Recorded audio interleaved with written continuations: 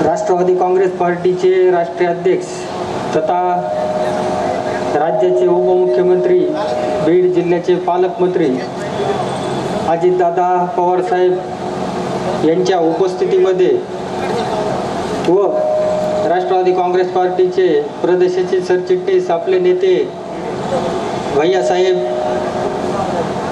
गेवराईचे आमदार विजयराजे यांच्या प्रमुख उपस्थितीमध्ये निजामभाई यांचा राष्ट्रवादी काँग्रेस पार्टीमध्ये प्रवेश होत आहे।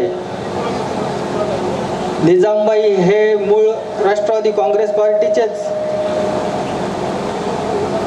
परंतु काही काळासाठी ते दुसऱ्या पक्षामध्ये काम केलं। त्यांच्या घरामध्ये तेही नगरसेवक राहिलेले या बीड शहराचे, त्यांचे बंधू, त्यांच्या मिसेस आमच्या वहिनी, असे घरात 4 नगरसेवक याच्या अगोदर राहिलेले।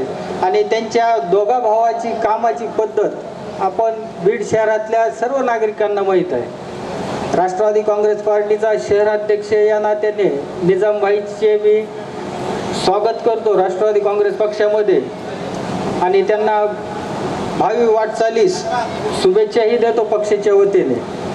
आपण आज मोठ्या संख्येने त्यांना पाठिंबा दर्शवण्यासाठी आणि शुभेच्छा देण्यासाठी या ठिकाणी आल्याबद्दल आपलेही मनापासून अभिनंदन व या कार्यक्रमात आपले हार्दिक स्वागत।